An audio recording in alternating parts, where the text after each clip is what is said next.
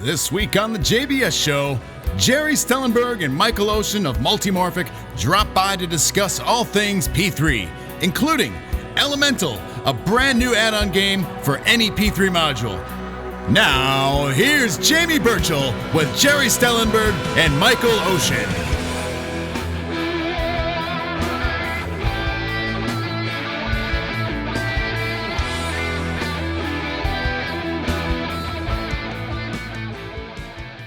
Hello and welcome to the JBS Show and a special interview edition of the JBS Show. I have gentlemen from Multimorphic, Gerry Stellenberg and Michael Ocean. How are you, gentlemen? Thank you so much for joining me today.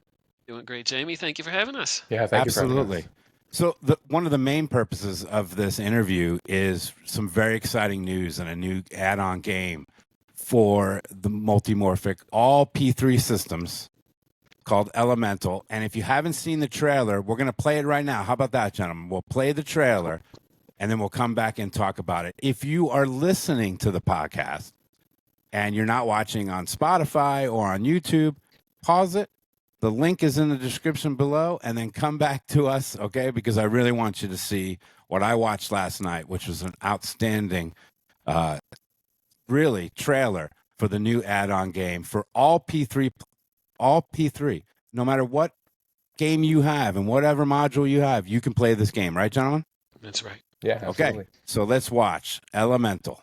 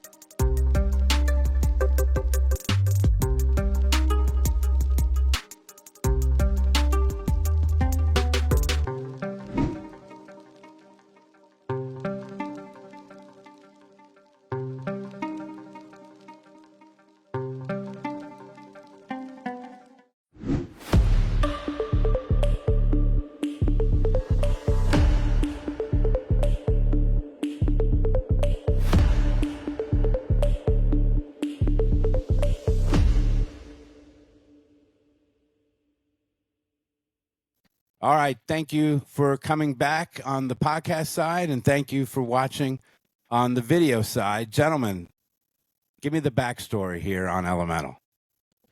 Sure. So forever, we've wanted to highlight some of the unique factors of the P3 and also show people that this system that some people might buy for a particular game module, that it's a multi-game system. And now with the release of this game, which by the way is free for everybody, free for everyone who owns a P3, free download for those who already have a P3, and it'll be installed by default on new P3s. This is a game that instantly turns what was a machine with a playfield module into a multi-game system the day you unbox it. So it's a cool little game that highlights some of the cool, unique features on the machine, and it gives you a really fun, one more time kind of gaming experience. I get Michael? that from the P3 all the time, Michael, right? One more game, one more game. Talk about that. Yeah, so those of us who develop games for Multimorphic, which includes me as a first-party developer, but also sometimes when I'm wearing a third-party developer hat, we strive to make pinball gaming experiences that are just deeply addictive. So you have a good time and you're the right amount of frustrated, so that way you feel like you're achieving more, but you want to get back in there and see if you can do better. And yeah, I think this game captures that. It has a couple different modes of play. It has a couple different ways to play it, so that way everyone in your family or anyone in your friend group can have a way to enjoy it. We really did try to capture the sort of the fun, addictive nature of just one more game. So it can be either a shorter experience that you play with friends and you're battling each other in brutal mode to see who can get the most, who can get the most scoops in a row, or like a longer experience if you're playing solid to sort of transition through the levels, or gem collector to then play it a completely different way. It definitely has it has a hint of the flavor of Dungeon Door Defender in that it has the multiple modes of play. Um, yeah, it's cool. It's a very different experience that I think people are going to enjoy on the P3. Well, we'll talk Dungeon Door Defender later because you know my feelings on the DDD. I do, and I appreciate them. Oh my God, that was one of my favorite streams that we did at the Wormhole when we just put it over Dungeon Door Defender and 4 of us just tried to progress. And I think you joined the stream that day, and I think you did too, Gerry. I think it was just a fun day. And boy, I miss our P3. I miss it. That's good. I mean, we don't want you to miss it, but we're glad that you enjoyed playing it and that you want to play again. Yeah, it's fun to watch people play the games for the first time and discover everything that's there that we sort of, that we put into these games, and to actually be enjoying them. And it can be hard sometimes. You're sort of biting our hands or whatever it is. I don't know what Gerry bites, but right, we're just like, it's right there. It's I know. It is hard. I stink at pinball, so I'm sure No, you but were you like, hear come that. on, No, Birchall, no. hit this. It's not about that. It's the questions. It's like, I wonder if I could do this. It's like, I can't tell you because you're playing, as opposed to like if you're at a show or something and I'm standing over your Right. shoulder, and then, of course, making it harder to play because someone's telling you everything to do while you're just trying to play pinball. But anyway, different topic. So what's cool about this game specifically, though, that it works with every playfield. So everyone, if you have a Weird Al in or Final Resistance, Princess Bride, whatever module you have installed, it understands the features on the playfield. It knows where the ball's going to come around a loop and plow into the back of a scoop, so it'll lower the scoop before that happens. It's set up, it's programmed in a way that the game can react to things that happen on the playfield and allow you to experience the game uniquely, depending on which playfield you have installed. It's pretty cool. It's super cool. How long has this been in development? Oh, geez. Actually, we started it about 4.5 years ago. Wow. And we came up with the concept. We wanted to leverage the scoops, wanted to show them doing cool things and having you interact with them. We actually had a demo game on the early prototypes of the P3. It was called Whack-A-Hole. Whack-A-Hole, kind of like Whack-A-Mole, but with the scoops popping up, and you're supposed to shoot the ball into the scoops. This is kind of a new take on that idea, and it's themed in a unique way with the 4 different elements coming out of the scoops. But we got busy doing other development projects. We came out with Heist and Final Resistance and Weird Al and Princess Bride and now Portal. So we kind of got sidetracked doing some really cool big projects, and we got a moment to revisit this. And originally it was Rory Cernuda doing the graphics, and I wrote some of the early code, and then Michael came on board and turned it into a real game. But yeah, it's been slotted sort of between main titles for a while. I think I got pulled onto it 2 years ago. And then, chipped away at it a bit and then got shelved while we were working on Portal. But then, which was good because then you think of other things to do and other things to add to the game. And I think it ultimately makes the game better. But yeah, we're glad to finally get this out and let people start enjoying it. Right, just so that everyone who has a P3 can have a second gameplay experience and sort of understand the thing that you understand, which is that you install a different set of software and you have this whole other game, you have this whole other thing there, which is really unique and really dope. It is the easiest thing to do. As someone who's a gamer and downloading something and putting it on the P3 platform, you guys made it as easy as possible, honestly. Well, for those that don't know, when you power up the P3, it presents to you a carousel of games that you have installed. So it includes the big games, the add-on games, Dungeon Door Defender, Elemental, Barnyard Rocks, Shoot and Scoot. All of those are there if you've installed them. And all the big games too, Lexi Lightspeed, Cosmic Kart Racing. They're all in the carousel. So when you power up, if you're not on location you might choose to have it automatically load a specific software. But in your house, you have it load up to this carousel, and you can pick any experience you want. You can play it for a while, then back out and choose a different playing experience. And it basically is a computer, and it allows you to choose the application you want to run at any given time. Yeah, it works perfect. So congrats on that. And I love the carousel. It's a very simple interface to use. It really is. Third-party development has been a huge part of Multimorphic. Can you talk about that a little more, Gerry?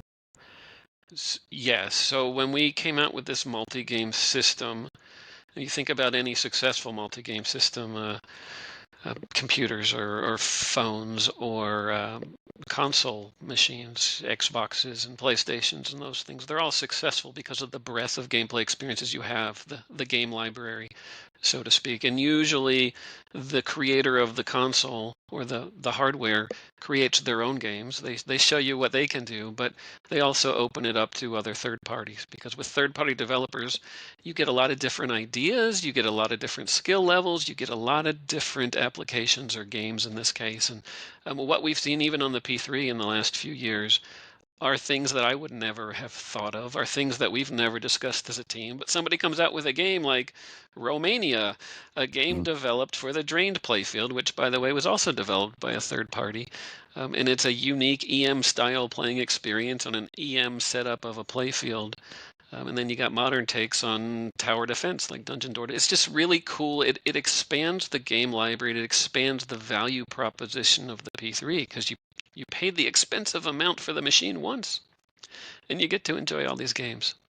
Yeah, plus, sorry to just jump in, but like we get to do, when you're a third-party developer, you get to do things that, aside from the old P-Rock boards and that sort of thing, like, and now on the P3 in a completely different way, you can create gaming experiences that no one else is gonna let you create, take a risk on, right? I mean, you think about Birdwatcher by Ian Harrower, which is this, it's this really chill, you're in these different environments depending on what module you have installed, and you're trying to take pictures of birds by capturing them with a ball. And then you have a picture book that you get to keep across because of the profiles, that no matter what game module you load, it knows who you are, and you open up your picture book and you see all the pictures that's such a cool and strange idea. Dungeon Door's tower defense thing, which has elements of tower defense and roguelikes, or even before it, Ranger in the Ruins, Nick Baldrich's game, which has real roguelike elements from video games. We have this opportunity to take the best part of modern video gaming, right, and try to extract those elements and then integrate them into pinball, which is the best. Right? And so, It is the best. you cherry pick the best of video gaming experiences into these pinball experiences, and we get to create really bizarre stuff. And so, I mean, I say bizarre stuff because I'm thinking of stuff that you'll never see, that I tried and didn't work. Like, I have a lot of Confirmed. experiments that did not work. I don't want to name them, but basically, at some point I went through like the entire, well, I don't want to name that either, but I went through an entire Okay. catalog of old arcade games and went, what would this be like? No, this is bad. What would this be like? And I build up the whole, no, it's bad. But the good ones make the light of day, and then everyone gets to play them. It's so super rad. Just a few more examples. Grand Slam Rally on the Cannon Lagoon playfield by Jimmy Lipham is a pitch and bat style pinball game implemented on the Cannon Lagoon playfield, and it's perfectly themed. It fits in beautifully. Hooping It Up by Greg Goldie on the Lexi Lightspeed. Lexi Lightspeed, this high-tech, this sci-fi themed playfield with a spaceship in it. Greg implemented a basketball game on it, and it works. It's themed brilliantly. And it just super creative people are given an opportunity with this platform to turn their creativity into a playable game. They can choose to share it with others or not. They can develop the game for themselves and play it locally, or they can choose to share it, and then we'll host it on our web store. They set the price. It can be free, like Hooping It Up. Or Young Martial Artist by Neil Carlson, which works on the heist playfield, or they can choose how much they want to charge for it. And we take a small listing fee, like most app stores do, and they get the rest of the revenue for it. So it's just a cool thing that pinball fans who have development-based minds and ideas, they can turn those ideas into something really cool. Can we switch on to Portal? Can we Sure. talk about how Portal's going? How's the Of course. development of Portal going? And Because I know, Michael, you're also a developer for Portal. So, we've got parts coming in. What's going on with Portal? Portal is still on schedule for production by the end of the summer. Yes, parts are coming in now. They're not all quite here yet, but in the next couple of weeks, the remaining parts will be here. And then we have a validation process. We got to make sure they were made correctly, or we may have to tweak a couple things here when they get here. But so far in the history of Multimorphic, we've pretty much stuck to all of our schedules pretty well. Production late this summer. Shipments should begin mid-September at this point. We I feel know like we're still on track for that, which is right a, what we that, predicted. a lot of people are excited to get their hands on their Portal. It's so good.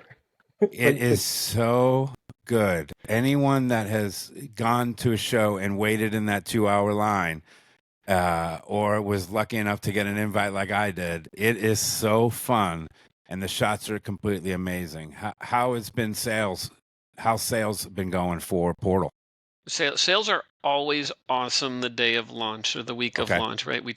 We have a great launch. We always do a great trailer. Steven Silver helps us with the videos, and we put together really cool packages, and we show these amazing games. Throughout the summer, we had really good interest when we were taking it to shows.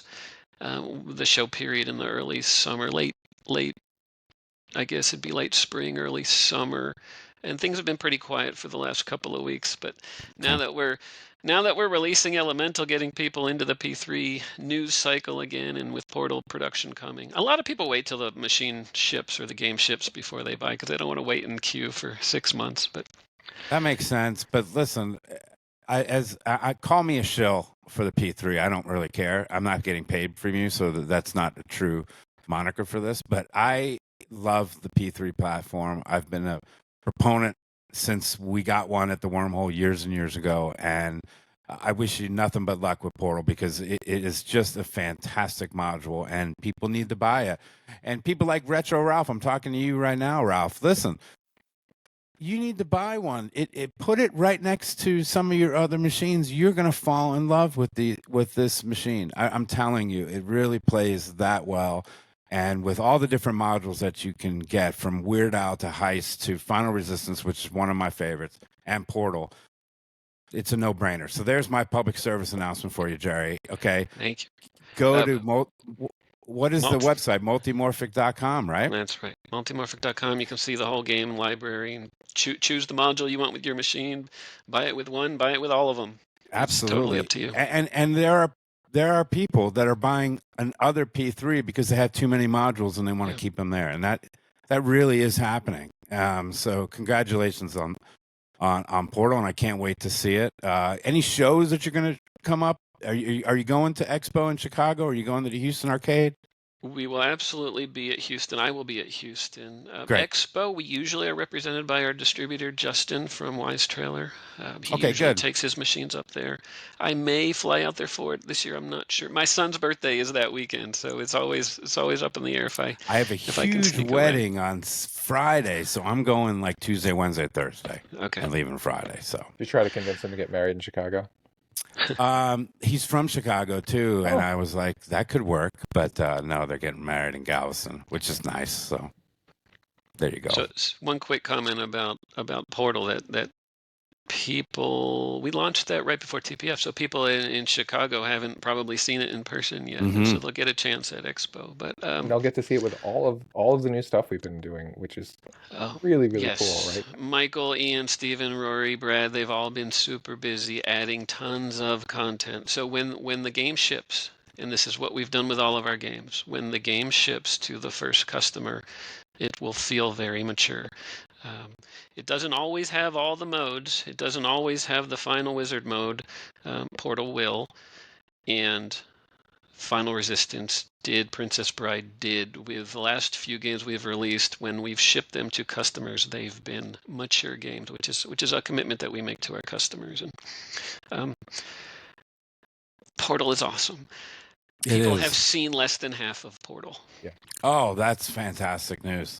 I mean, seriously. The new chambers are so cool. There is one that, like, I just want to play all the time. Just all the time. But I won't say which one. But people will know. How is the reception for the lower third playfield add-ons? Because I think that was just brilliant. So 99% of orders that came in for Portal included the extension module. Yeah. 2 or 3 people that bought new machines bought it with the standard version. Everybody else, including every order of an add-on playfield module, they bought it with the extended part. People have been asking for stuff lower in the playfields on the P3 for a long time. We've always said we could and we would when it made sense for the theme and it fit our schedule and it fit our designer's eye. Portal made sense, and it's got some cool, the kickback feature. I don't know if you noticed when you played it, you hit launch, the P3 doesn't have a traditional shooter lane because, one, I think it's a waste of space on a playfield, but two, because it's got the ball trough in the back of the playfield, so it just kicks a ball up a tube. But on Portal, you hit the launch button, on the extended module, it comes out of a tube. It feeds a kickback mechanism that's in the same position where a shooter lane would be, and it kicks back up the playfield as if you had a plunger lane. It's this really unique feature that gives people a traditional experience, even though they're playing it on this high-tech platform.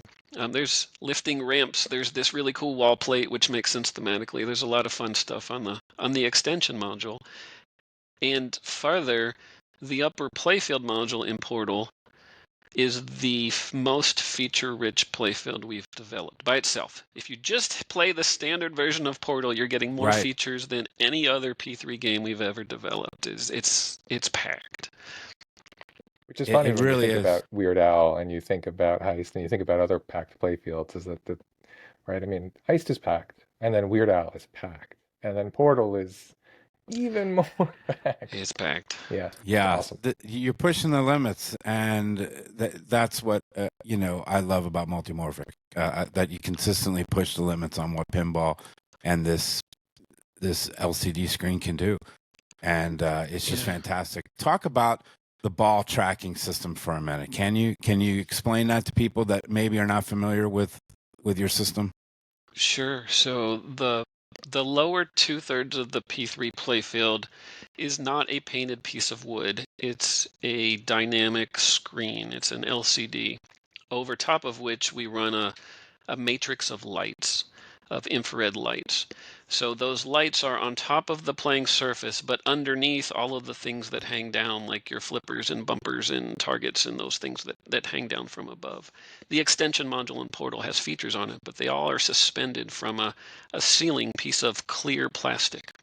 So you see right through that plastic, you don't realize it's there, but you see all these physical features. But underneath those is a matrix of infrared light. Now, as the ball rolls through the light, we have sensors that say, hey, this beam turned off, that beam turned off. Or more accurately, these 15 beams turned off at this one instant. Therefore, we know for sure the ball is in this position. And we have some algorithms that do a lot of math and triangulation and all the fancy terms that mean we know where the ball is at all times. And we can have that pinball, just like your finger on an iPad or a touchscreen device. We can have that pinball interacting with virtual targets. So in some cases, we do traditional things with a virtual detection, like in-lane and out-lane detection is all virtual in the P3. We know when the ball went in the in-lane and went in the out-lane, so we don't have physical switches there. But we also have targets that move on the screen or things you need to roll over to collect or some really cool things. And we use those in different ways in all of our games. You have a game like Rocks, ROCS, kind of like Asteroids on the video game platforms or a computer, but it's a pinball interacting with moving asteroids on the screen, and the ball rolls over the asteroid, it blows them up, and these asteroids are floating around. So basically, you don't know where you're going to have to aim when the game starts. It could be anywhere. This rock is just floating. You might have to shoot up the other in-lane because that's where the rock is. That's where the asteroid is. If you're not doing And then well. there are games like, yeah, go ahead, Michael. If you're not doing well, because then you let the asteroid get all the way down there. They start in a fairish place. Sorry, go on. No, so sometimes we have static virtual targets, like in Lexi Lightspeed. The crates are in specific positions. You roll over them, they blow up, they reveal a prize or an item or not. different games, we use them in different ways. Portal, we use a number of different virtual interactions in unique thematic ways when you're collecting items, or a couple of to be seen implementations. But yeah, it's the ball tracking on the P3 is unique. No other game out there does it. But also the LCD showing you dynamic graphics, dynamic artwork, thematic instructions, real-time feedback, your status of gameplay right under your ball while you're playing is unique, and it really does make the P3 special. The dynamic scenes that you can get on the P3, from killing a knight to the blood splat, is really fantastic. It really is amazing. Yeah, I mean, if you think about it, right? I mean, lots of games in the past have had, the Eddie style switches, right? Where the ball doesn't even interrupt the physical switch, but it went through a lane.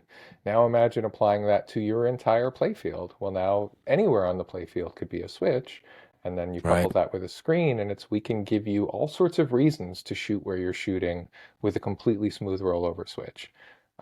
Which, I'm sorry I interrupted Jerry about rocks, but I think part of what makes rocks so awesome is that, right, you have the asteroids coming towards you, right? You have these right, not a meteorite, because then it would be nope, too nerdy. You have these big things coming towards you, and you have to hit them before they get too close. And when you hit them, they split up into smaller ones, which now shoot off into different directions, and you have to get those.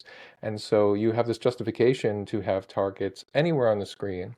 And where you shoot in that particular game is totally dictated by what seems like, oh, these are video game rules, right? But it's up to you as the pinball player. If you hit it fast enough, they would be in different places. And so that's sort of like the interesting intersection between having the screen and having the tracking with these different pinball experiences, is that you're shooting pinball shots, but why you're shooting them changes, and how sort of stressful it is, or how rewarding it feels, or right? I mean, we get the chance to make any reason we want for you to shoot these things. That's actually what I think the best part of the P3 screen is that we can tell you the story of the shot you're shooting. Why am I shooting this shot? Is it because there's a blinking arrow? And the rules designer decided, let's shoot all the ramps for this mode, or let's shoot all the loops for this mode. On the P3, we integrate the shots into the story and into the theme, and we can show something like a missile. We can draw a missile on the screen and say, you need to blow up the missile. So you have a thematic reason to shoot the shot where the missile is sitting.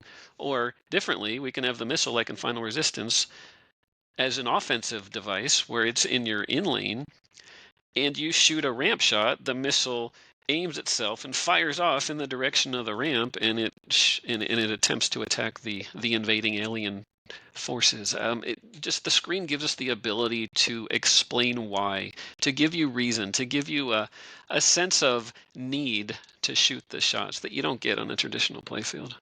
It's one of my favorite. That's actually one of my favorite things in Final Resistance, is when you load up that shot and then the missile angles up from your flipper, and then you make the shot and you see the missile fire and the explosion, because that's what's implied in many games, right? In many pinball experiences where you've got the decorated wood, the implication is you're doing something. I guess it's firing a rocket. I guess it blew up, and if you happen to look up, you'd see it on the screen. But there are all these small dynamic things in Final Resistance which people don't necessarily even notice, right? A lot of people will tell you, like, oh, Final Resistance could be just a piece of wood. But in reality, there's so much dynamic stuff going on in that playfield, because it's a good balance of sort of the traditional, like the normal inserts, the consistent shot paths, you can aim and do all the core pinball stuff that we love, but then also to have that dynamic content is, I don't know, it's dope. It's cool. Screen cool. Screen cool. Ball tracking cool. Yeah. Games rad.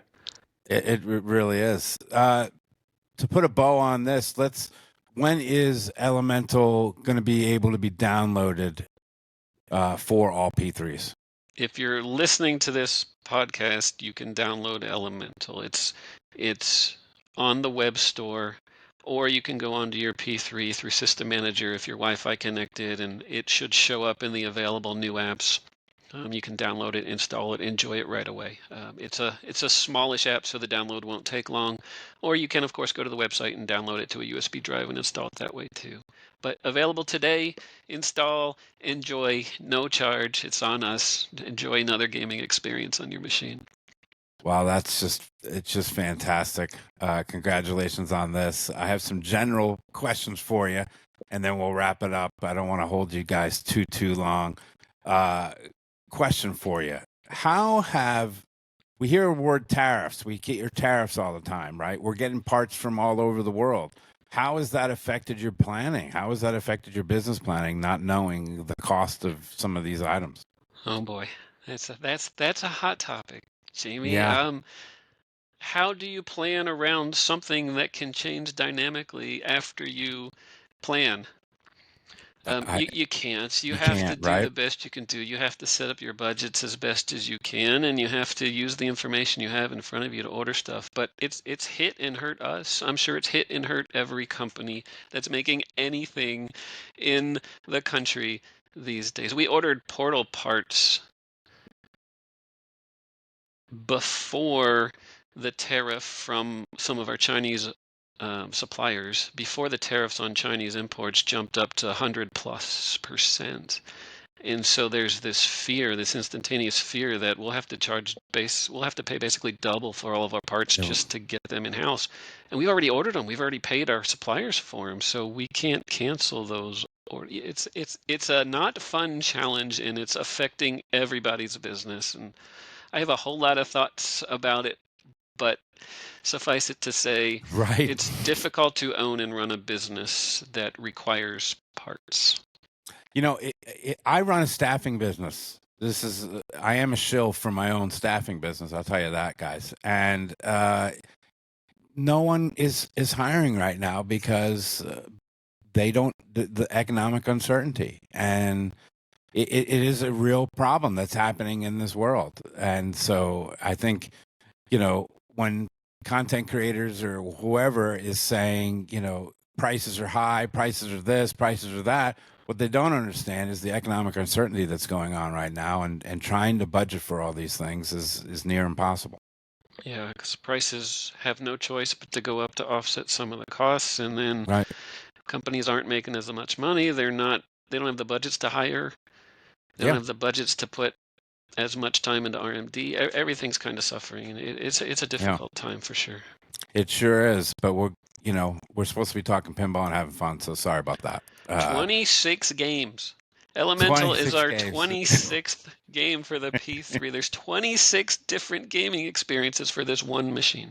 It really is unbelievable. The P3. I've been a fan of it for a very long time, and you know that. So I thank you for coming to me. Couple more. Sure. Hit us. Not going to be tough. Michael, AI is supposed to make your job a lot easier. Is that possible? Is that happening for you as a coder? I mean, it's fun. It'll occasionally autocomplete a line, and I'll have to stare at the line and say, "Why would you write that? I don't want Right. that. I don't need that. No." So I've turned off a lot of that AI stuff. I read a lot of articles about people are in it, get interviewed, and there was a recent study that was published I saw online. I actually read the study where it was a bunch of developers were given AI. They were interviewed about how they thought it was going to help them before they started. And so everyone responded sort of middling, sort of, I don't know, maybe it'll be better. And then while they were doing it, people said, this is amazing. It's increasing our productivity. And then after, when it was done, they said, how did it affect your productivity? And this is great. It was amazing. And then they actually looked at the productivity, and it was all worse. And so people feel like it's really helping them, but in practice, it's not. I mean, I'm sure in some industries, maybe it can be really helpful. Maybe, if you're doing really routine things, if you need to implement an algorithm that's been implemented 20 times before, then you could probably do that. But I mean, for those of us who've written a lot of code, you just find the code that you wrote before or rewrite it because you've written it a bunch of times. Okay. Or you have a library that already does it, so you don't need to rewrite it that time. What's your take on, gentlemen, AI and pinball art? What's your take on that subject that swept the pinball community a couple of weeks ago? We don't have to talk about the game itself and the designer itself. I'm just curious, like, utilizing AI in pinball art? So we have wonderful relationships with some really impressive, really talented artists who create amazing work. Brad Albright did the artwork for Portal, Matt Andrews for Princess Bride and Weird Al, Johnny Krapp for Final Resistance, some amazing, talented artists. I have never seen anything even close to similar come out of an AI engine, and why would we want to? We want Right. to, as a team, work together with human beings that are super creative and super talented. I don't use AI to write my public updates. I don't use that to email people to summarize stuff for me. I don't have a problem with AI in general. It's a tool, and if you can figure out a way to make it help you be more efficient in an ethical and legal way, then that's fantastic, and use it and do it.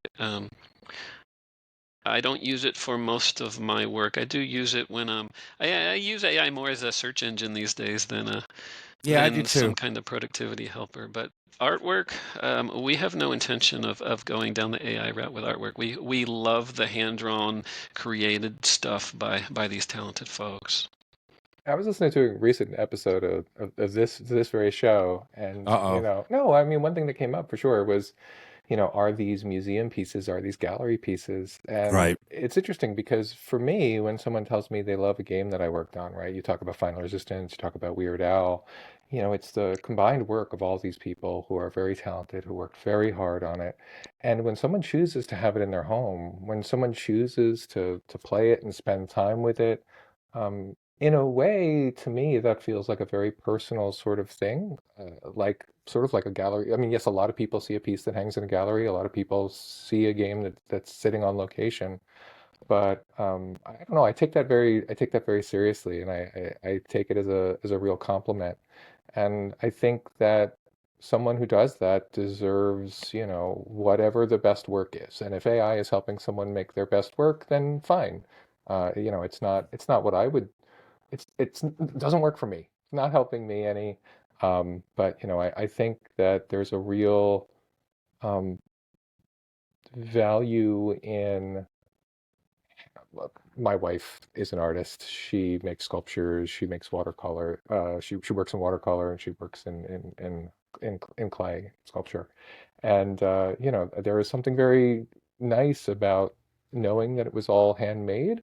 But also, if there's something that helps someone's process and it gets a better product in the end, well, then who am I to say that they can't do it?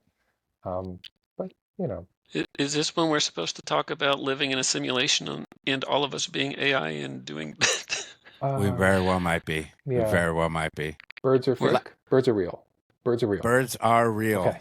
I promise you the birds are real. Never tracked that one. Yeah. That was a funny one. Conspiracy theory. If you have no idea what we're talking about, Google birds are real. Birds aren't real because it's a very funny. It's not real. It's a spoof. But We don't know. I'm pretty confident Okay, that birds are real. But it is a really good, crazy thing that you can go down a little wormhole and it's fun. All right, so here's another question for you, gentlemen. Right, I'm putting you on the hot seat. Why not? Right, you're on my show. Might as well. How do you deal with negativity in the pinball content creation space? We have a very niche little space here, right? But there's a few voices and a few places, we won't name the places, that are loud. And I was telling a content creator, here's the reason I have the question, but here's a quick little backstory. I was talking to a content creator, I'm not going to mention their name, and they were very negative to some friends of mine at another company. And I said, I told them the story of one of the people that worked on this machine came home, and on launch day, and the first thing they heard was their partner listening to a live stream of someone crapping all over that particular machine. And I said, how do you think you made them feel? And their response was, well, that's my job.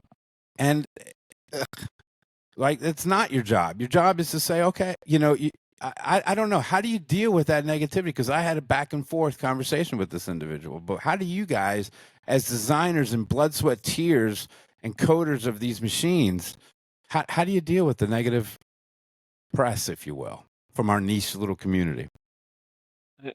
I'm sure we all deal with it differently. We certainly discuss certain feedbacks amongst the team and figure out if the feedback is good or bad, if the criticisms need to be addressed or whatever. But a couple of points. One, we've dedicated our lives to this company. This is literally my entire life besides my family. I come to work every day, early in the morning to late at night. I meet with overseas suppliers. I talk to designers. We have design meetings at night sometimes because some of our developers are nights and weekends helpers. And it's literally a 16, 18-hour a day job for me. It has been for 13 years now. This is my life. The product we've all gotten together to create is something we're so proud of. It's so complicated to develop any product for any reason. Michael lives 1,500, 1,700 miles away from me. We have a team of people all over the world who develop these things. So we're not even in the same office where we can walk down the hallway and say, let's do this thing. We all have to schedule time for each other and make it work. And it's not easy. It's not easy to work in a remote environment. It's not easy to make a pinball machine. It's not easy to produce, to manufacture and ship a pinball machine, but we put our lives into it. We put our hearts and souls. We do everything we can to address concerns, to make the product better, while also staying true to our own visions. This is our lives, but it's pinball. And there are thousands of pinball machines because everyone's got a different opinion on what they like and what they don't like. So criticisms, negativity is kind of comes with the territory. Some people are more tactful in the way they share their feedback and their criticisms, and some people lean into negativity because that's what garners views and feedback. Right. And they get community sometimes out of negativity. Other people get community sometimes out of positivity and progress and creating stuff. I get community and feedback from people in a positive way that drives me, that makes me want to create more because people like it. This is awesome. I want to create more and do more things and take more risks and create more things. Negativity is tough, but you kind of have to, in this business, you have to brush it aside and keep going while also pulling out the nuggets of actual real advice or criticism or ideas or suggestions that make sense and could actually be applied into a positive change. It's a bummer sometimes when Yeah. you're at a show and you hear someone quoting a talking point or something when you're standing around and you're just like, well, just play the game, just experience it. Because I think we work so hard to make experiences that people enjoy that when people don't even approach them or don't try to enjoy them or maybe try to dislike them because they're trying to, meet someone else's popular opinion instead of seeing if there's something in it for them. It's a strange bummer because it means that person then doesn't get to enjoy a thing that we've worked really hard to make.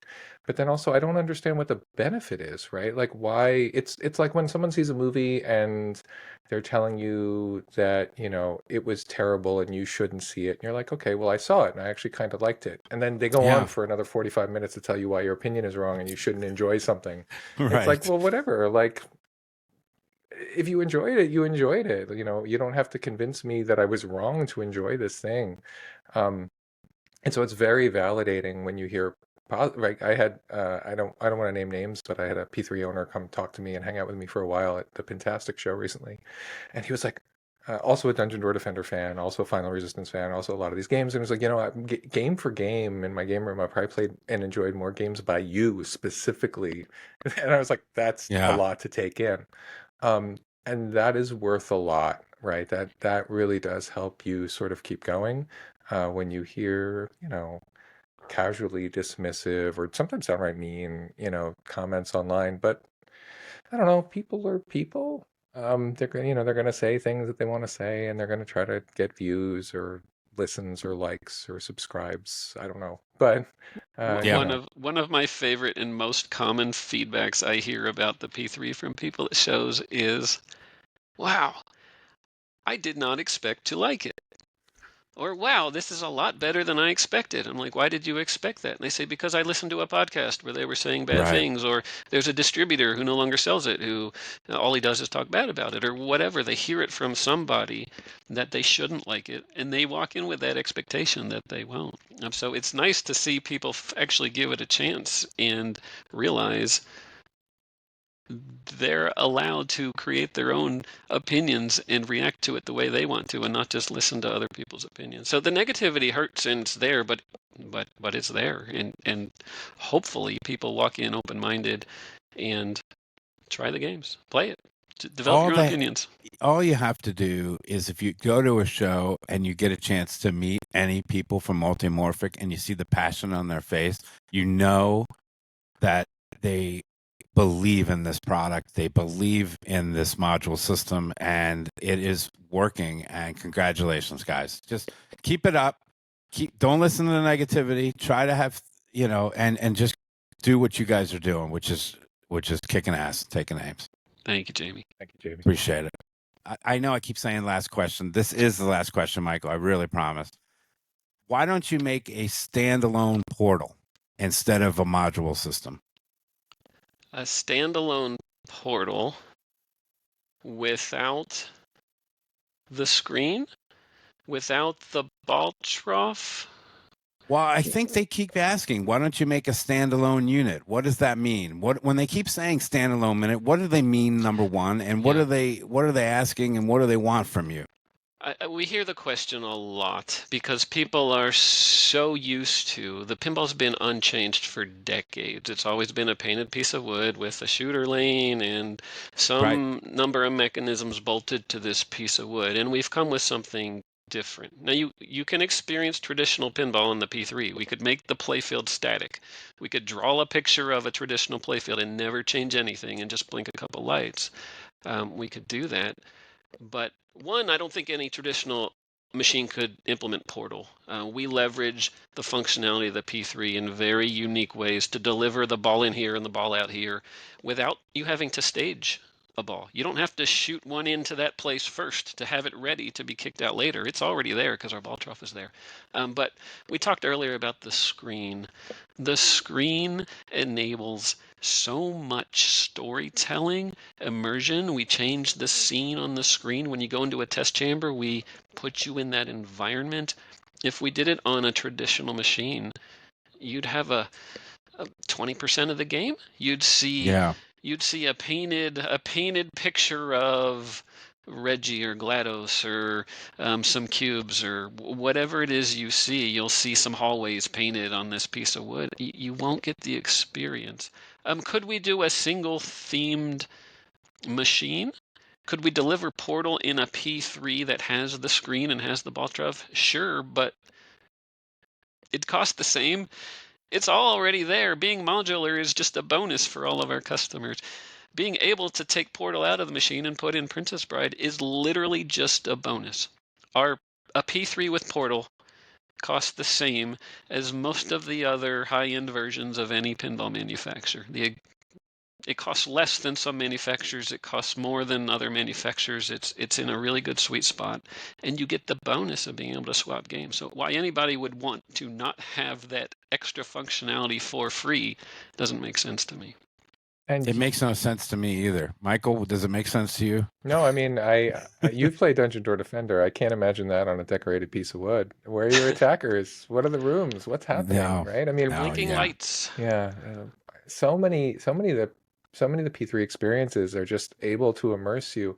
I once had a conversation with someone where I hypothesized the reason that people get more annoyed when they drain a ball on a P3 game is because you're so much more immersed in the story and the experience that you actually feel like you've let a character down or you understand the stakes of draining as opposed to the ball went through the drain on my decorated piece of wood, right? I mean, we do we do the same things that every other pinball manufacturer does, right? That the soundtrack to Lexi from David Thiel is amazing and so engaging and engrossing, and yet you go from one area to another and the whole playfield changes, right? Like your decorated piece of wood is not a decorated piece of wood, and it all changes, and that lets you experience those other things.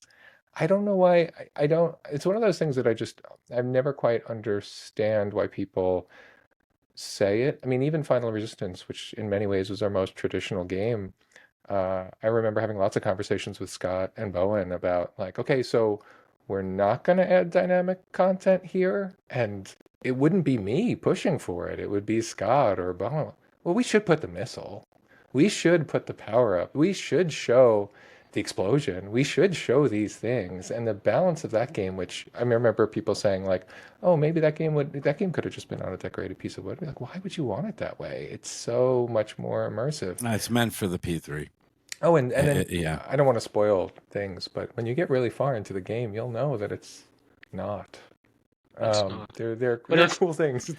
if people really want an arcade environment, or if they really want a game room with individual playing experiences that you can move on to the next one, you're having a party, you want people in all the games, it's no different than having a bunch of traditional machines to having a bunch of P3s, each with different playfield modules installed. Again, the price is comparable across the board, and if you don't want to swap, you don't need to swap. You can just get another base cabinet and put a game in there. Last thing for you. This is a little goofy. I came up with an idea for you guys. And I don't know if somebody provides this already, if somebody has an Etsy shop. I was at Russell Schroot's house the other day, and we were playing a few games, and I saw a few of his modules underneath his P3. And I was wondering, for the Multimorphic owners, P3 owners that have multiple modules, do you have like a showing case where you could slip your modules so people can come up and see all the different modules, and maybe like a storage shelf? Do you guys provide that? Or is there a third party that does this that would look really cool? Okay, there is?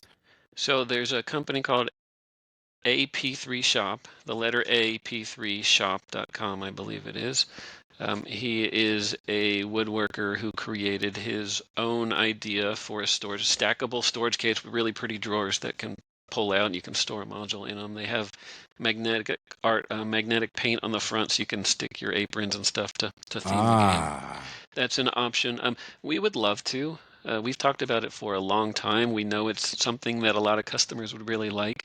But when we choose between developing new games and stopping development for a bit to take our mechanical team off of that and to build cabinets, most people agree with our decision to keep building cool content. I think it's a better move to build the content. This is the last little thing that I was thinking of last night. Like, no, it's cool. God, but third party, absolutely outsource that to let somebody else develop that, because one thing I do know about P3 owners is that they own multiple modules, right? And how cool would it be to walk up and see all the modules displayed, if you will? When Justin sets up a booth with he has two machines, he takes them to shows and he's got all the modules. So he usually sets up a table in front of them or beside them that he puts the modules on there. So people standing in line to play the games or whatever get to see all the modules as they walk up, and it's a great display.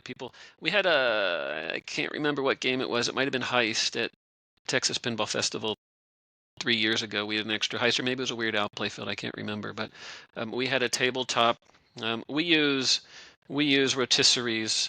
A traditional pinball rotisserie is really big for the big playfields, but ours, because our playfields are much smaller. So we had one on the table and we put a playfield in it, and people the entire show would walk up and point at all the shots, and we'd flip it over and show them what's underneath the P3 playfield. It's really neat to see those things. So displaying them is a great idea. It's just displaying them in your home with nice lighting above to see all the cool layouts and features. It's a good idea, but AP3 Shop does it.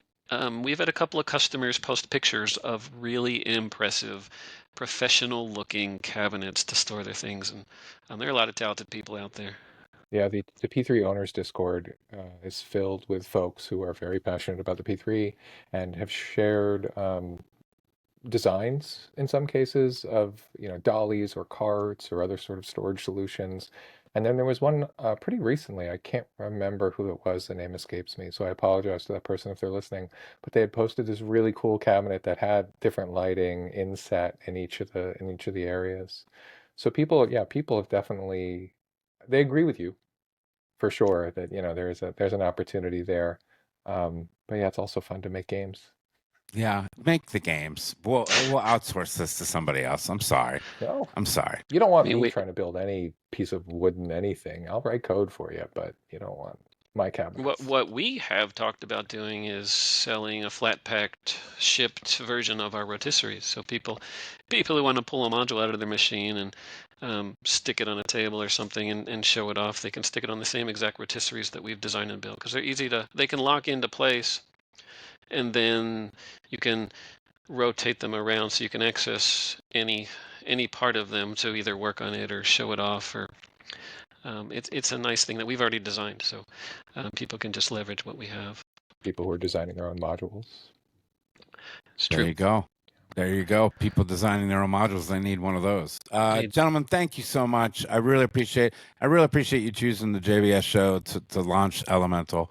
Again, if you're listening to this or watching this, Elemental is out on your P3. You know this already. Download it. If you are looking to buy a P3 platform or any of the modules, go to multimorphic.com. Is that the easiest way? Yes, by far. Okay. By far. Just go to multimorphic.com and put your order in today. You won't regret it. I'm telling you, and then even before, join the Discord channel. Ask questions to them. Gerry might be the one answering your questions about the P3 platform, but that's the best way to get the answers right from them themselves. Is that okay? Yeah, absolutely. We have a whole team of people that are all technologically immersed, and they'll be on Discord. I answer, Nick answers, Michael or Ian or Steven. There's any number of us might answer on Discord. The other key point for the listeners is that once Portal production starts, we'll be working through the Portal queue, and that includes months worth of machines we need to ship and months worth of playfields we need to ship.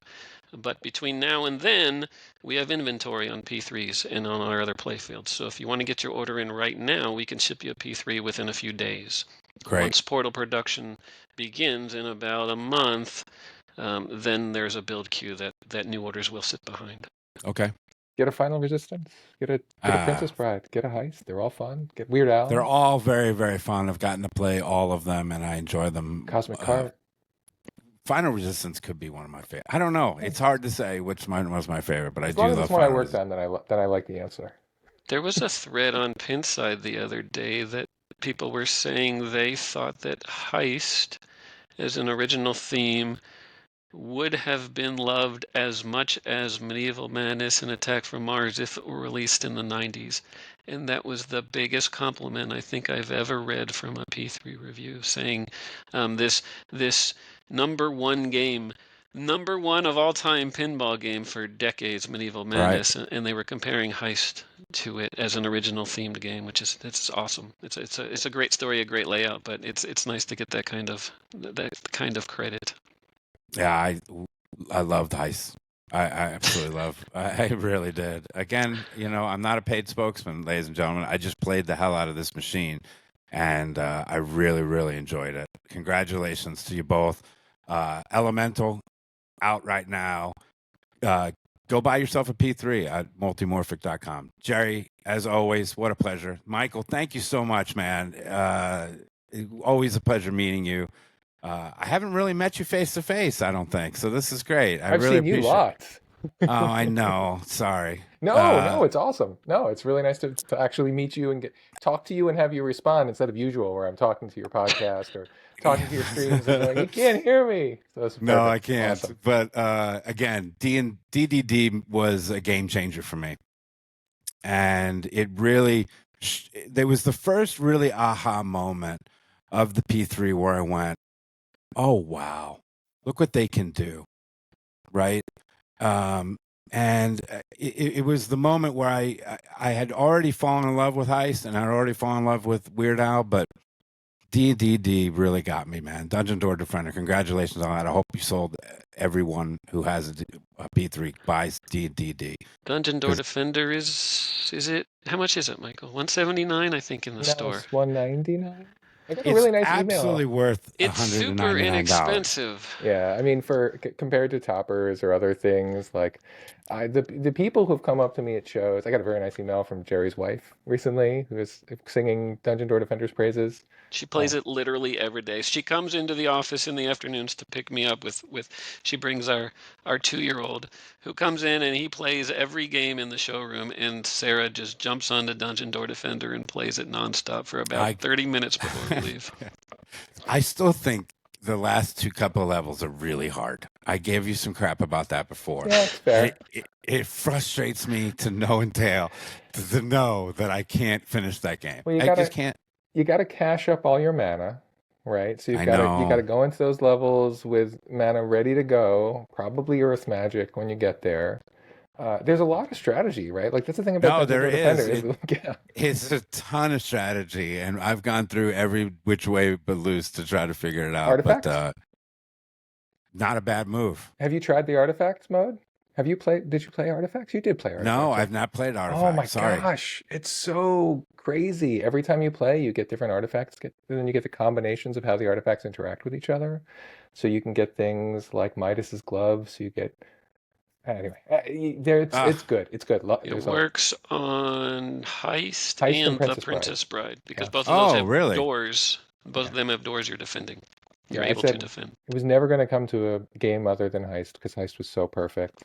And then, it's Princess Bride. There's a literal castle on there. How could you not support it? It doesn't make any sense. No, that's so smart that you can use it for those two different modules too, because most P3 owners have those modules, and so they get to play Dungeon Door Defender. It's awesome.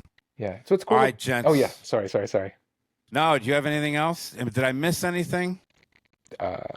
26 games. 26 games, Jerry. Games for the P3. 26 games. There's 9 playfield modules, 9 physical playfield modules, and 17 add-on games, a bunch of which were developed by third parties, some of which were developed by us. It's people look at the P3 and they compare it to a single themed machine from any other manufacturer, but this P3 is now an ecosystem. It's a machine plus a ton of games, and you get to enjoy any or all of them.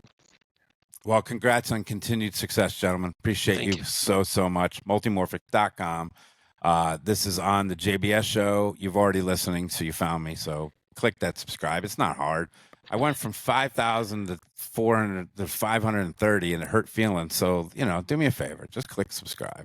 It's not hard. It's right there. And we'll go from there. Thank you, gentlemen. I appreciate you so much. Thank you, Jamie. Have a great day. Thanks. You too.